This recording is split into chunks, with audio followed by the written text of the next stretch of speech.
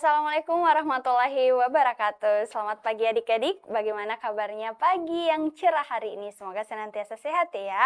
Oke adik-adik, balik lagi bareng Kak Atika dalam program Smart School, Generasi Smart berkarakter cerdas Ki.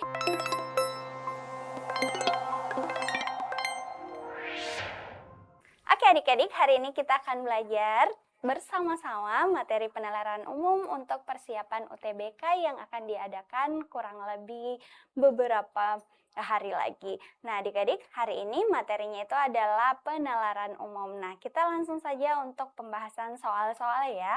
Nah ini adalah materi untuk penalaran umum. Adik-adik, seperti yang adik-adik ketahui bahwa UTBK itu kan ada 4 pembahasan ya. Nah penalaran umumnya nanti ini dia combine antara matematika dasar dengan bahasa Indonesia ya, yang tentang silogisme, tentang antonim, sinonim, dan sejenisnya. Kemudian nanti ada yang penalaran kuantitatif atau penalaran matematika, itu mirip-mirip ya. Nah, di penalaran umum sendiri adik-adik pasti sudah membaca nih kisi-kisi yang biasanya masuk. Ada beberapa materi-materi yang tentunya combine antara matematika dengan bahasa Indonesia. Nah, khusus hari ini karena sebentar lagi nih akan UTBK, kita akan fokus pembahasan soal yang sekiranya nanti akan sejenis dengan soal-soal UTBK yang akan adik-adik laksanakan. Nah, kita langsung saja ya. Ini adalah soal nomor 1. Nah, soal nomor 1 ini bahas tentang silogisme ya adik-adik, padanan kata. Ingat, padanan kata itu juga masuk di UTBK nanti, tergantung adik-adik dapat sesi berapa dan hari keberapa. Nah, adik-adik sekali lagi sebelum kita pembahasan soal, untuk lebih mudah mengerjakan soal-soal UTBK itu adik-adik harus terbiasa dengan berbagai macam soal yang akan diberikan. Oke adik-adik, kita masuk saja untuk soal yang pertama. Ya, di sini adik-adik bisa lihat di layar. Untuk soal pertama, mari kita baca untuk pernyataannya. Semua pelajar memakai sepatu hitam. Nah, di sini ada kata-kata semua, berarti tidak terkecuali ya, semuanya memakai sepatu hitam. Nah, kalau ada kata-kata semua berarti all in ya. Nah, terus beberapa yang hadir di sekolah tidak memakai sepatu hitam. Di sini ada kata beberapa. Ingat adik-adik, kalau misalnya dia mengatakan semua pelajar berarti tidak ada yang pengecualian ya. Jadi semuanya harus memakai sepatu hitam kalau dia pelajar. Tapi kalau ada kata-kata beberapa itu berarti ada sebagian ya. Nah, beberapa itu bisa berarti juga sebagian. Nah, kalau mengerjakan seperti ini, ya adik-adik memang harus sering-sering kerja soal dan sering-sering membahas tentang ini supaya bisa langsung, oh ini jawabannya. Kalau misalnya satunya semuanya adalah keseluruhan, kemudian ada kata-kata beberapa, biasanya untuk cari jawabannya itu pasti kalimatnya juga adalah beberapa. Nah, sekarang kita perhatikan untuk redaksi kalimat yang kedua. Beberapa yang hadir di sekolah tidak memakai sepatu hitam. Jadi, dia tidak memakai sepatu hitam. Sedangkan tadi di redaksi kalimat pertama itu kita tahu bahwa, oh kalau dia pelajar, berarti pasti harus memakai sepatu hitam. Nah, kalau misalnya ada yang sebagian atau beberapa tidak memakai sepatu hitam, berarti pasti dia bukan pelajar. Berarti bukan pelajar di sini. Nah, adik-adik bisa langsung eliminasi opsi. Kalau misalnya di opsinya ada kata-kata semua, berarti itu sudah salah. Nah, adik-adik bisa langsung coret yang ini. Nah, sekarang kita lihat ada kata-kata beberapa. Nah, kita lihat lagi untuk eliminasi opsinya. Tadi kan semua pelajar itu harus memakai sepatu hitam. Berarti kalau tidak memakai sepatu hitam itu pasti bukan pelajar. Itu sebenarnya adalah jawabannya. Tapi mari kita eliminasi dan analisis untuk masing-masing opsinya. Nah, di sini beberapa yang hadir di sekolah memakai sepatu hitam. Kata-kata untuk bagian B itu kan beberapa yang hadir di sekolah itu memakai sepatu hitam itu sudah tidak sinkron dengan kalimat ke satu atau yang pertama karena semuanya memakai sepatu hitam. Kalau dia pelajar berarti ini kurang tepat. Terus yang kedua, beberapa yang memakai sepatu hitam bukan pelajar. Ini bisa, tapi ingat karena kita bahas tentang sekolah, ini beberapa pengajar memakai sepatu hitam, berarti ini kita tidak bisa simpulkan. Kenapa ini lagi kata-katanya?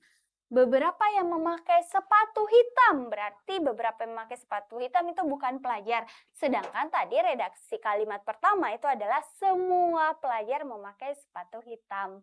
Berarti untuk yang paling tepatnya supaya dia sinkron kalimatnya itu adalah bagian A. Jadi beberapa yang hadir di sekolah bukan pelajar. Kenapa? Lihat lagi untuk kalimat kedua. Beberapa yang hadir tidak memakai sepatu hitam. Jadi kalau misalnya dia tidak memakai sepatu hitam, sedangkan tadi kita tahu bahwa semua yang memakai sepatu hitam itu adalah pelajar, berarti pasti bukan pelajar. Nah, kalau seperti ini sebenarnya itu bisa kerja dalam 1 atau 5 detik tergantung dari kemampuan adik-adik untuk menganalisis soal. Nah, sekarang kita lanjut untuk soal nomor 2. Masih sama ya adik-adik, masih mencari kesimpulan yang tepat. Jadi kalau model soal seperti ini biasanya kita memberikan 2 pernyataan atau 2 kalimat, nanti adik-adik sisa lihat kesimpulannya apa. Sekali lagi adik-adik harus perhatikan untuk kata-kata pertamanya. Kalau misalnya semua berarti yang keseluruhan ya.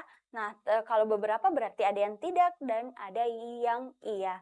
Nah, sekarang kita lihat untuk soal nomor 2, di sini kata-katanya beberapa pekerja seni berperasaan halus. Berarti ada kata-kata beberapa, terus untuk subjeknya itu adalah pekerja seni dan ini adalah berperasaan halus. Beberapa berarti hanya mungkin, kemungkinannya adalah setengahnya atau sebagian kecil dan bisa jadi juga sebagian besar. Nah, sekarang kita lihat semua orang yang berperasaan halus suka keindahan. Ini ada kata-kata semua. Nah, kalau ini tadi anggaplah beberapa itu adalah setengahnya ya. Kita anggap setengahnya, terus ada kata-kata semua yang berperasaan halus. Berarti nanti ini yang berperasaan halus pasti dia suka keindahan. Tapi adik-adik harus perhatikan lagi, karena ini hanya beberapa pekerja seni, berarti nanti yang berperasaan halus, yang menyukai keindahan itu hanya beberapa pekerja seni. Nah, di sini kita bisa lihat nih langsung, oh berarti nanti kesimpulannya itu ingat ya adik-adik harus sesuai dengan pernyataan yang disediakan. Nah, biasanya ini di sekolah kita belajar nih rumusnya gimana nih kalau dapat pernyataan seperti ini. Nah, maka adik-adik bisa langsung lihat kalau yang tadi redaksi kalimat kedua itu adalah semua orang yang berperasaan halus suka keindahan, berarti pasti yang berperasaan halus nih yang di kalimat pertama itu pasti adalah suka keindahan. Yang ini ya, jadi kita sinkronkan dengan kalimat yang pertama, beberapa kata di kalimat pertama dengan kalimat kedua, dan kesimpulannya itu pasti yang berperasaan halus dan suka keindahan itu adalah pekerja seni. Tapi lihat lagi, hanya beberapa. Berarti untuk seperti ini, kalimat atau kesimpulan yang benar itu adalah alfa. Beberapa orang yang suka keindahan adalah pekerja seni. Jadi untuk cari kesimpulan adik-adik harus gabungkan dan perhatikan baik-baik kalimat pertama dengan kalimat kedua. Oke, sekali lagi, Ika, ini aku masih bingung nih gimana caranya. Berarti memang harus banyak-banyak kerja soal. Harus banyak-banyak literasi kerja soal. Untuk PU, khususnya di pemahaman bacaan dan lain-lain, itu adik-adik harus banyak-banyak kerja soal dan agar tahu sistematis pengerjaan dan cepat untuk kerja soalnya. Oke, kita lanjut untuk soal nomor 3. Nah, kalau soal pertama dan soal kedua tadi itu mencari kesimpulan dari pernyataan atau kalimat yang disediakan, biasanya kan terdiri dari 1, 2, atau 3 kalimat. Kalau di soal nomor 3 itu kita mau cari pernyataan yang memperlemah argumen. Jadi adik-adik harus ingat, selain mencari kesimpulan, terus selain mencari fakta atau mencari yang mana benar, yang pasti benar, salah satu soal yang biasa muncul di penalaran umum itu adalah memperlemah atau memperkuat pernyataan. Nah, sekarang mari kita lihat untuk redaksi kalimat yang disediakan. Setelah berolahraga, seseorang perlu minum air untuk menggantikan cairan tubuh yang hilang. Seorang ahli gizi menyatakan bahwa setelah berolahraga, seseorang sebaiknya minum air dingin untuk menjaga kesehatan tubuh. Nah, sekarang kalau seperti ini biasanya adik-adik harus tahu dulu nih, dia minta soalnya seperti apa atau pertanyaan yang diberikan seperti apa. Baru nanti kembali ke pemahaman tentang redaksi kalimat yang disediakan. Nah, lihat nih, dia untuk memperlemah. Jadi, kalau misalnya memperlemah itu bisa jadi dia tidak sesuai dengan redaksi kalimat atau argumennya nanti dia tidak sesuai dengan ahli gizi karena di sini bahas tentang ahli gizi. Nah, sekarang mari kita lihat untuk bagian A. Banyak orang yang minum air dingin setelah berolahraga mengalami sakit kepala. Nah, berarti bagian A ini dia adalah efek samping untuk ketika minum air dingin setelah berolahraga. Di sini ada kata-kata dia sakit kepala untuk bagian A. Terus, untuk bagian B, banyak orang yang berolahraga tetap memiliki tubuh yang sehat. Nah, di sini kata-kata tubuh yang sehat meskipun jarang minum air. Ada kata-kata meskipun jarang minum air. Nah, sekali lagi adik-adik, pernyataan di sini kita kan tadi untuk redaksi kalimatnya itu bahas anjuran bahwa kalau misalnya sudah berolahraga sebaiknya kita minum air dingin untuk mengganti cairan tubuh.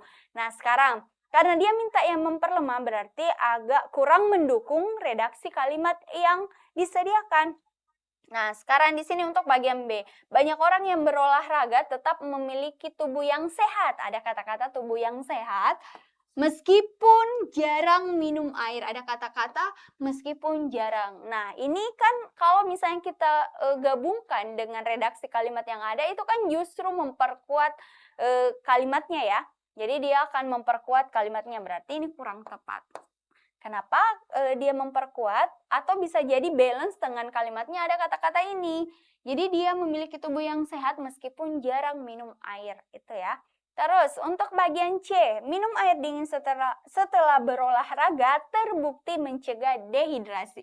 Nah, lihat nih ada kata-kata terbukti mencegah dehidrasi. Nah, kalau kita hubungkan dengan kalimat yang disediakan atau pernyataan yang disediakan itu kan justru memperkuat pernyataannya atau memberikan penjelasan lebih lanjut lagi untuk manfaat ketika minum air dingin.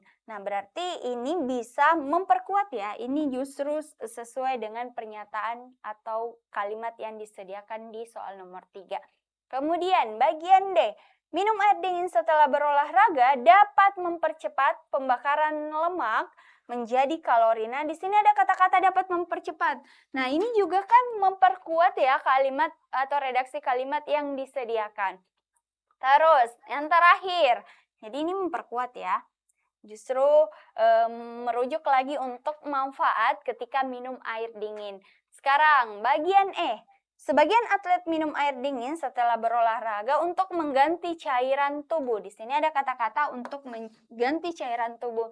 Nah, di redaksi kalimat di opsi E itu kan dia bahas tentang efek atau kegunaan kenapa kita harus meminum air dingin ketika berolahraga, setelah berolahraga. Nah, fungsinya itu untuk mengganti cairan tubuh. Jadi kalau kita lihat nih, supaya dia bisa memperlemah argumen ahli gizi, berarti yang tepat itu adalah A. Banyak orang yang minum air dingin setelah berolahraga mengalami sakit kepala. Efek buruknya berarti dia tidak memperkuat argumen yang telah disediakan tapi memperlemah. Jadi jawaban yang tepat adalah alfa. Jadi adik-adik harus tahu nih, oh iya kalau misalnya saya gabung nih kalimatnya dengan redaksi kalimat yang disediakan, kalimat di opsi ya, apakah dia akan memperkuat argumennya atau kalimatnya atau justru bisa membuat seseorang, oh ini ragu nih. Kalau misalnya dia ragu berarti kemungkinan besar itu akan memperlemah untuk argumennya. Oke, kita lanjut untuk soal nomor 4. Nah, kalau soal nomor 3 tadi, kita lihat, tadi kan soal nomor 3 itu dia memperlemah ya. Nah, di soal nomor 4 itu justru kalimat atau kesimpulan yang pasti benar. Nah, pasti benar berarti akan ada kesesuaian dengan redaksi kalimat yang disediakan dan opsinya. Alias kalau misalnya opsinya saya pilih, oh iya dia tidak bisa disangkal dan pasti benar dan mengikut kepada redaksi kalimat yang disediakan. Mari kita lihat. Redaksi kalimatnya itu saat ini layanan internet sangat mudah dijangkau oleh masyarakat. Kemudahan mendapatkan akses internet menyebabkan banyak pecinta film berbayar. Banyaknya pecinta film yang berlangganan film berbayar berdampak pada berkurangnya jumlah kunjungan ke bioskop. Kondisi ini memaksa bioskop untuk memberikan berbagai promosi, misalnya harga tiket masuk. Meskipun bioskop memberikan banyak promosi, jumlah kunjungan tidak bertambah karena banyak pecinta film lebih menikmati menonton film melalui layanan film berbayar. Oh ya, jadi dia bahas tentang layanan internet yang dihubungkan dengan film. Nah, sekarang berdasarkan informasi tersebut, manakah pernyataan yang pasti benar? Ada kata-kata pasti benar, berarti pasti ada sesuainya atau kesesuaian dengan redaksi kalimat yang disediakan. Mari kita lihat untuk bagian A. Banyaknya pecinta film yang berlangganan film berbayar menyebabkan bioskop memberikan berbagai promosi. Nah, ini ada kata-kata berbagai promosi. Kalimat bagian A itu kan sesuai dengan redaksi kalimat yang disediakan. Berarti kemungkinan besar A benar, karena minta yang pasti benar. Sekarang, mari kita lihat bagian B. Makin banyak orang berlangganan film berbayar, makin murah harga tiket bioskop. Di sini ada kata-kata makin murah harga tiket bioskop. Kalau kita lihat redaksi kalimat di opsi bagian B itu kan agak kurang berkesesuaian dengan redaksi kalimat yang disediakan. Karena tidak ada statement di kalimat yang disediakan bahwa oh kalau misalnya banyak orang yang berlangganan film itu harga tiketnya justru turun alias murah. Di sini hanya mengatakan bahwa bioskopnya itu melakukan promosi, misalnya harga tiket masuk. Harga tiket masuk ini kan dia tidak berikan statement bahwa ini turun atau murah atau justru hanya beberapa persen diskonnya. Berarti ini agak kurang tepat ya. Karena kita mencari yang pasti benar. Terus, bagian C, layanan internet mudah diakses karena bioskop kekurangan pengunjung. Nah, di sini ada kata-kata karena bioskop kekurangan pengunjung. Nah, adik-adik bisa lihat tidak ada kesesuaian redaksi opsi bagian C dengan redaksi kalimat yang disediakan. Nah, di situ kan tidak ada hubungannya antara layanan internet dengan kekurangan pengunjung di bioskop. Berarti ini agak kurang tepat. Tidak tepat malah, karena mau mencari yang pasti benar. Terus, bagian D. Banyaknya pecinta film yang berlangganan layanan film berbayar menyebabkan layanan internet lebih mudah diakses. Di sini lebih mudah diakses ya. Nah, ini ada kata-kata internet lebih mudah diakses karena film yang berlangganan. Nah, sekarang tadi kan di redaksi kalimat yang disediakan itu justru kebalik ya. Karena banyaknya layanan internet, maka banyak pecinta film yang lebih memilih berlangganan. Ini kebalik, berarti ini tidak tepat atau tidak benar. Terus, bagian E. Layanan film berbayar mudah didapatkan karena bioskop memberikan berbagai promosi. Nah, ada kata-kata, oh film berbayarnya itu karena bioskopnya yang memberikan promosi. Padahal kan yang layanan berbayar itu karena adanya akses internet yang lebih mudah dijangkau. Berarti ini bagian E-nya juga kurang tepat. Nah, kita bisa lihat, oh berarti supaya informasinya itu pasti benar berdasarkan redaksi kalimat yang disediakan, maka jawabannya itu adalah A, alfa. Banyaknya pecinta film yang berlangganan film berbayar menyebabkan bioskop memberikan berbagai promosi. Kenapa ada promosi? Karena kurangnya daya minat untuk ke bioskop. Oke, itu untuk soal nomor 4. Sekarang kita pindah ke soal nomor 5. Nah, ini itu kurang lebih sama tadi dengan soal nomor 3. Bedanya apa? Kalau di soal nomor 3 kan tadi mencari yang lemah ya, memperlemah argumen atau redaksi kalimat yang disediakan. Nah, kalau di soal nomor 5 itu adalah yang paling didukung. Jadi memperkuat, kurang lebih seperti memperkuat bacaannya. Nah, mari kita lihat redaksi kalimatnya. Sebuah penelitian menemukan bahwa 60% orang yang sedang mengalami perubahan dalam hidupnya mengalami stres. Penelitian terbaru adalah pada orang yang sedang mengalami perubahan dalam hidupnya menunjukkan bahwa tingkat stres pada orang yang merasa kesepian 2 kali lebih tinggi dibandingkan dengan orang yang tidak merasa kesepian. Itu adalah redaksi kalimatnya. Nah, sekarang mana kesimpulan yang didukung oleh bacaan tersebut? Nah, kita lihat bagian A. Orang yang sedang tidak mengalami perubahan dalam hidup tidak merasakan kesepian. Nah, kita lihat tidak mengalami perubahan, tidak merasakan kesepian. Nah, ini benar, tapi adik-adik harus lihat lagi redaksi kalimat yang disediakan. Nah, redaksi kalimat yang disediakan itu kan membahas bahwa kalau misalnya kita mengalami perubahan itu tingkat stresnya itu jauh lebih tinggi dibanding yang tidak merasa kesepian ya. Nah, ini kan dia bahas tidak mengalami perubahan dan dalam hidup tidak merasakan kesepian. Berarti ini tidak mendukung redaksi kalimat yang ada ya, meskipun jawaban atau opsi bagian A itu sesuai kalau misalnya kita simpulkan kalimatnya. Tapi ingat lagi adik-adik, harus yang cari paling didukung dengan redaksi kalimat yang disediakan. Sekarang mari kita lihat bagian B. Kesepian adalah salah satu bentuk perubahan hidup yang menimbulkan stres. Di sini ada kata-kata untuk pengertian ya. Jadi dia maksudnya salah satu bentuknya yang menyebabkan orang bisa stres. Nah, di sini kan tidak ada kata-kata atau redaksi kalimat yang disediakan di soal bahwa ternyata yang menyebabkan salah satu perubahan hidup dan menimbulkan stres itu adalah kesepian. Berarti ini agak kurang tepat untuk mendukung kalimat yang disediakan untuk opsi bagian B. Dan kalimatnya untuk di soal nomor 5. Sekarang kita lihat bagian C. Tingkat stres yang tinggi membuat seseorang mudah merasa kesepian. Nah, di sini mengatakan bahwa kalau misalnya orang stres berarti dia pasti kesepian. Padahal kan di redaksi kalimat itu kita tahu bahwa malah kebalikannya. Kalau misalnya orang kesepian itu stresnya jauh lebih tinggi. Berarti ini agak kurang tepat ya. Ini agak kurang tepat karena sekali lagi dia minta yang paling didukung. Mana kesimpulan yang paling didukung oleh bacaannya ya.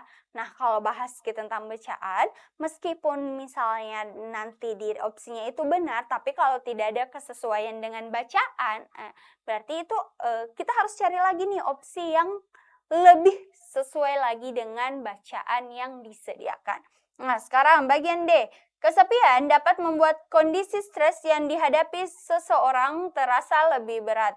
Nah, berarti kalau misalnya stres itu salah satu yang membuatnya lebih berat itu adalah kesepian. Nah, di sini ada kalimat dan sesuai, kurang lebih agak sesuai dengan redaksi kalimat yang ini ya, yang ketiga. Tingkat stres pada orang yang merasa kesepian 2 kali lebih tinggi. 2 kali lebih tinggi dibandingkan dengan orang yang tidak merasa kesepian. Nah, 2 kali lebih tingginya ini kata-kata untuk opsinya itu diganti menjadi terasa lebih berat. Berarti ini kurang lebih mirip ya dengan kalimat yang disediakan. Ini bisa jadi jawaban yang benar, tapi sekali lagi kita harus perhatikan opsi bagian E. Orang yang mengalami perubahan dalam hidupnya cenderung merasa kesepian. Nah, bagian E ini kan juga kurang lebih ada yang sama ya dan mirip dengan redaksi kalimat yang disediakan, tapi adik-adik harus perhatikan. Di sini kalimatnya bahwa perubahan dalam hidup itu bisa menyebabkan kesepian. Sedangkan di sini mengatakan kalau misalnya itu sedang mengalami perubahan hidup, dia membahas tentang ini tingkat stres, bukan kesepian. Berarti yang tepat dan yang paling mendukung opsi untuk kalimat yang disediakan itu adalah bagian delta. Kesepian dapat membuat atau meningkatkan kondisi stres yang dihadapi seseorang. Sama modelnya dengan redaksi kalimatnya. Kesepian dapat membuat kondisi stres yang dihadapi seseorang terasa lebih berat. Nah, lebih berat berarti pasti jauh bertambah dibanding sebelumnya. Jadi itu ya untuk soal nomor 5, jawabannya adalah delta. Oke, sekarang kita lanjut soal nomor 6. Nah, tadi kan kita bahas tentang memperlemah, terus bahas tentang kesimpulan yang pasti benar, atau kesimpulan yang mendukung. Nah, sekarang kalimat di sini atau kata yang disediakan adalah pernyataan berikut yang paling mungkin menjelaskan perbedaan kondisinya. Oh, ada kata-kata paling mungkin. Kemungkinan yang ingat lagi menjelaskan perbedaan. Berarti akan ada ketidaksesuaian atau selisih perbedaan antara redaksi kalimat dengan opsi yang diberikan. Sekarang mari kita lihat kalimatnya. Pada dekade yang lalu, angka kecelakaan kerja yang terjadi di perusahaan X cukup tinggi. Pada dekade ini, angka kecelakaan kerja yang terjadi di perusahaan X sangat rendah. Nah, adik-adik bisa lihat di sini untuk sangat jelas ya perbedaannya untuk redaksi kalimat pertama dengan redaksi kalimat kedua. Sini untuk yang lalu, yang kemarin itu cukup tinggi, terus sekarang ini dia sangat rendah. Berarti ada selisih alias ada perubahan yang positif. Kenapa positif? Karena ini bahas tentang kecelakaan. Jadi kecelakaan sebelumnya tinggi, sekarang rendah, berarti itu menunjukkan hal yang positif. Nah, sekarang mari kita lihat untuk bagian A. Target produksi yang ditetapkan perusahaan X pada dekade ini lebih rendah daripada dekade sebelumnya. Nah, di sini dia bahas tentang target produksi. Adik-adik bisa lihat, oh di sini bahas tentang target produksi nih. Sedangkan di sini bahas tentang kecelakaan. Nah, ini bisa jadi mungkin ya, karena bahas tentang kecelakaan, biasanya kalau kecelakaan kan itu bagian produksi lebih banyak. Nah, berarti ini bisa jadi benar, tapi untuk soalnya ya, untuk pertanyaannya, tapi adik-adik sekali lagi harus lihat untuk redaksi kalimat di opsi selanjutnya. Nah, sekarang bagian B. Sebagian peralatan berat yang digunakan perusahaan X mengalami pergantian selama dekade ini. Ada kata-kata mengalami pergantian selama dekade ini. Nah, ini kan kita tidak bisa simpulkan ya pernyataan untuk bagian B bahwa perbedaan angka kecelakaannya itu dia adalah di bagian peralatan. Kita tidak bisa tahu seperti itu. Berarti untuk B, opsi B itu kurang tepat untuk menjawab pertanyaan yang diberikan. Ini agak kurang tepat karena bahas tentang peralatan berat, sedangkan kita tidak bisa simpulkan dan tidak mungkin kecelakaan ini hanya membahas tentang peralatan berat.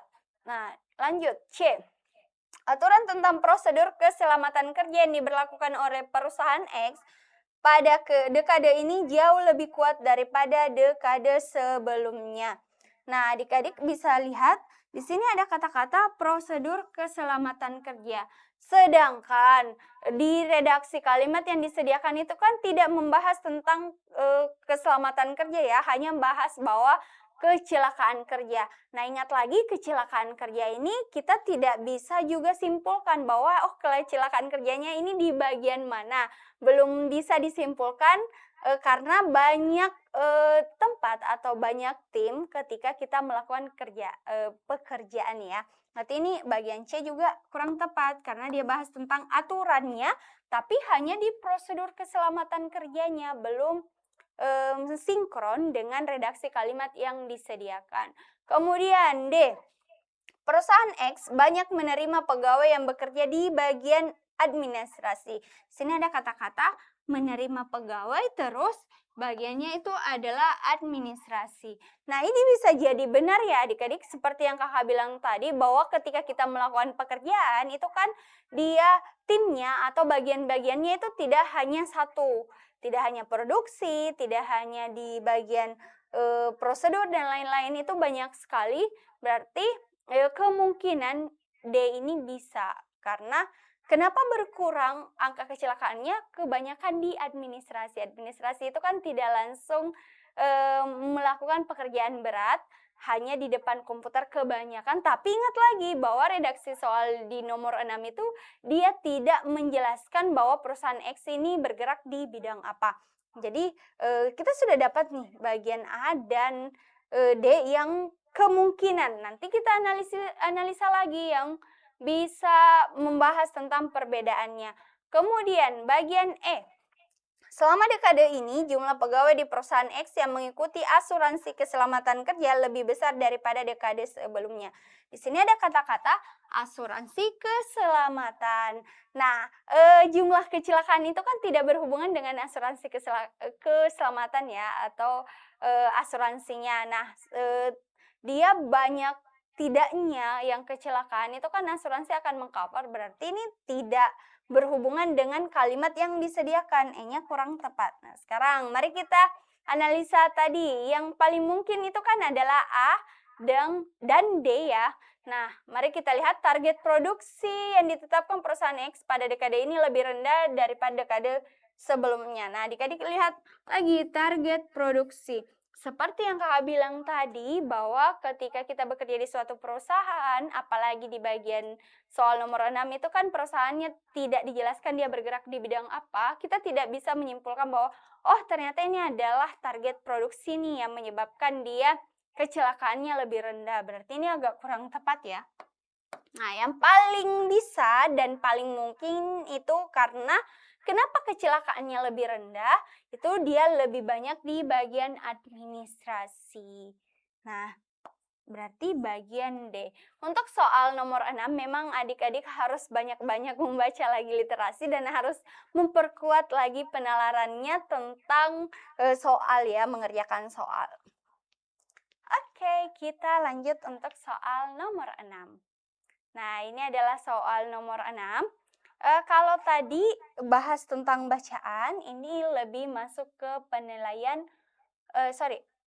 perhitungan kuantitatif ya, atau matematika dasar. Ingat adik-adik, sekali lagi kakak ingatkan bahwa matematika dasar untuk UTBK itu kalian harus memperkuat dari yang paling dasarnya dulu.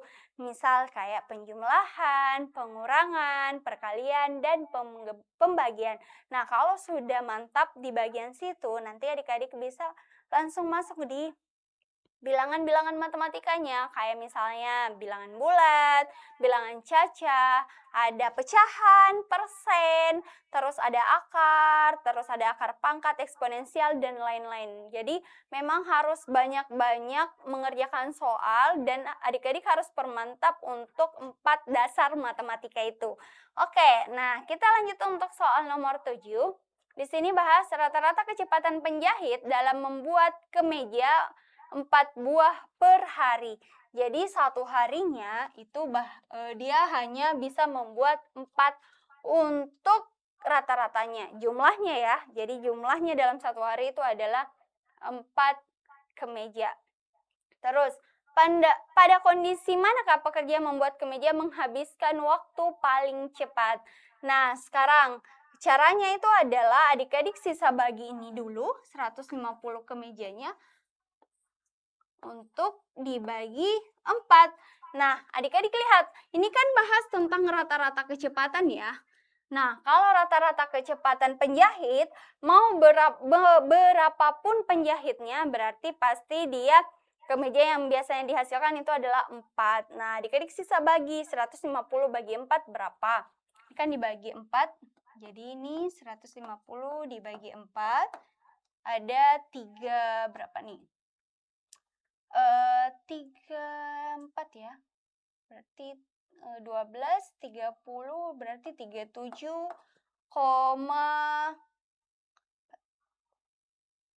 ya 37, sekian ya, karena kan 12 itu adalah 3, kemudian nanti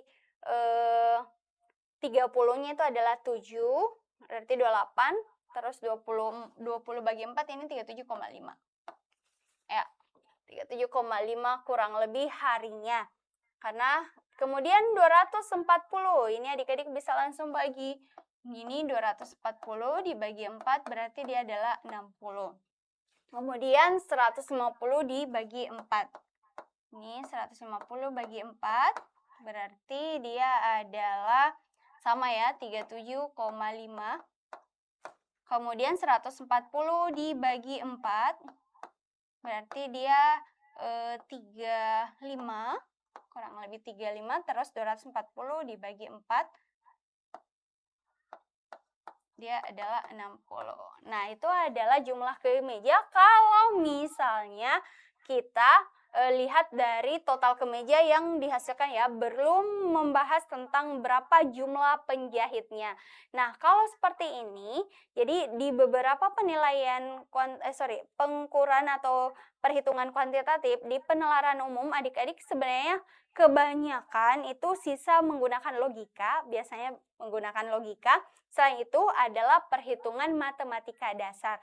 Nah, kalau seperti ini, sebenarnya untuk mencari jumlahnya yang mana yang lebih cepat, itu kan tadi kita sudah dapat ya perhitungan berapa banyak kemejanya atau harinya untuk menyelesaikannya. Nah, sebenarnya bisa langsung seperti ini adik-adik.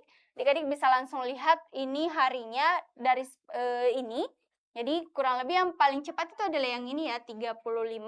Nah, tapi kalau itu misalnya penjahitnya itu sama semua, berarti adik-adik sisa bagi jumlah kemeja dengan banyaknya per hari untuk lihat berapa hari. Tapi karena ini beda-beda nih jumlah penjahitnya, adik-adik harus lihat lagi.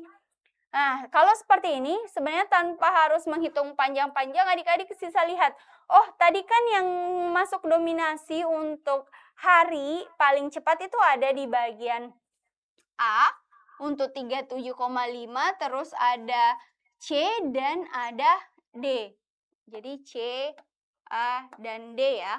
Nah, sekarang di sana kita sudah lihat bahwa yang paling cepat harinya itu ada di bagian D, 35, tapi lihat lagi, adik-adik tanpa harus berhitung panjang-panjang atau menghabiskan banyak waktu, kalian sisa lihat, oh kalau misalnya 3 orang terus 37,5 dan 5 orang 37,5, itu kan pasti lebih cepat yang ini ya, bagian C. Untuk nilai yang sama. Sekarang, perhatikan lagi, oh ini ada 6 orang nih. 6 orang terus harinya adalah 35, berarti ini pasti jauh lebih cepat. 6. Jumlah semakin banyak penjahit berarti pasti penyelesaian untuk kemejanya itu pasti jauh lebih cepat. Jadi selain membandingkan dengan banyak kemejanya, terus lihat berapa harinya, kemudian adik-adik juga harus bandingkan dengan jumlah penjahitnya. Sebenarnya tanpa menghitung juga adik-adik bisa langsung lihat, oh kemeja yang dihasilkan waktunya, lihat saja, oh ini ada nih 150, ini juga 150, ini 140.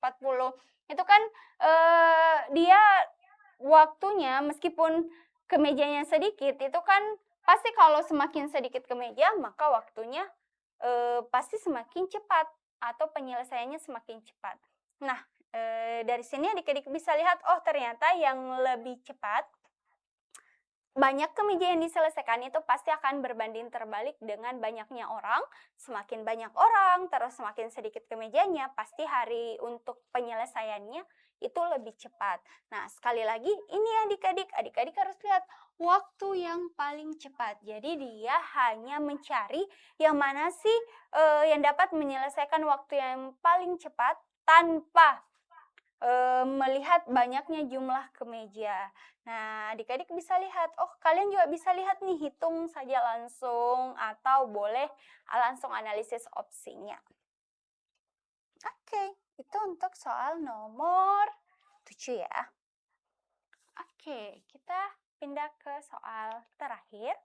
Nah, ini adalah soal terakhir. Nah, sama nih dengan soal sebelumnya, dia mencari pernyataan yang benar.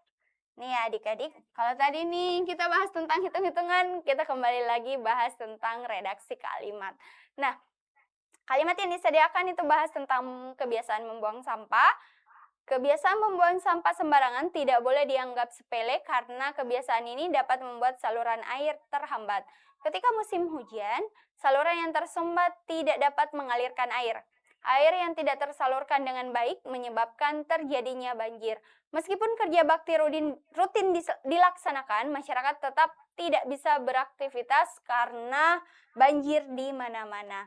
Oke, kita mau mencari pernyataan berikut yang benar dan sesuai dengan redaksi kalimat yang disediakan. Bagian A, banjir disebabkan oleh kebiasaan membuang sampah sembarangan. Ini benar ya, karena kan tadi di redaksi kalimatnya bahas tentang pembuangan sampah sembarangan, nanti yang menyebabkan saluran tersumbat, nanti akibatnya adalah banjir. Oke, ini kurang lebih betul dan sesuai dengan kalimat yang disediakan. Sekarang bagian B. Air yang tidak tersalurkan dengan baik menyebabkan saluran air tersumbat. Nah, ini mengatakan bahwa ternyata yang menyebabkan saluran air tersumbat itu adalah air yang tidak disalurkan dengan baik. Padahal di redaksi kalimat itu bahas bahwa yang menyebabkan saluran tersumbat itu adalah kebiasaan membuang sampah sembarangan. Ini kurang tepat ya. Kurang tepat karena dia tidak benar dan tidak sesuai dengan redaksi kalimat yang disediakan. Terus bagian C, banjir yang terjadi menyebabkan saluran air tersumbat. Ini kurang tepat ya adik-adik. Jadi kan saluran tersumbat tadi ini yang menyebabkan banjir, bukan malah banjir yang menyebabkan saluran tersumbat. Ini kurang tepat. Jadi adik harus memang memperbaiki pemahamannya tentang redaksi kalimat ya. Terus bagian D, program kebersihan yang tidak efektif menyebabkan saluran air tersumbat. Ini ada kata-kata program kebersihan yang tidak efektif. Nah, padahal kan di redaksi kalimat yang dibahas itu bahwa yang menyebabkan saluran air tersumbat itu adalah sampah, bukan program kerjanya. Berarti ini kurang tepat ya. Terus yang terakhir, banyaknya sampah yang dibuang sembarangan membuat kerja bakti rutin dilaksanakan. Ada kata-kata bahwa sampah itu yang membuat kerja bakti rutin dilaksanakan. Padahal kan banyaknya sampah itu karena kebiasaan membuang sampah sembarangan. Jadi yang paling tepat karena pernyataan yang benar itu adalah bagian A. Jadi banjir disebabkan oleh kebiasaan membuang sampah. Nah, membuang sampah menyebabkan saluran air terhambat. Nah, saluran airnya ini yang menyebabkan air tidak bisa mengalir dengan baik dan akhirnya banjir. Nah, gimana nih adik-adik untuk beberapa soal yang kita bahas pada hari ini? Semoga bermanfaat tentunya. Sekali lagi banyak-banyak kerja soal supaya nanti ke depannya ketika pelaksanaan UTBK adik-adik lebih mudah dan lebih cepat karena kita berpacu dengan waktu. Oke adik-adik, terima kasih atas semangatnya mendengarkan penjelasan dan bersama-sama belajar mengenai pembahasan soal penalaran umum. Kurang lebihnya mohon dimaafkan, kakak doakan kalian bisa lulus di jurusan impian masing-masing. Tetap semangat, jaga kesehatan, sampai ketemu lagi di pertemuan selanjutnya. Bye-bye. Assalamualaikum warahmatullahi wabarakatuh.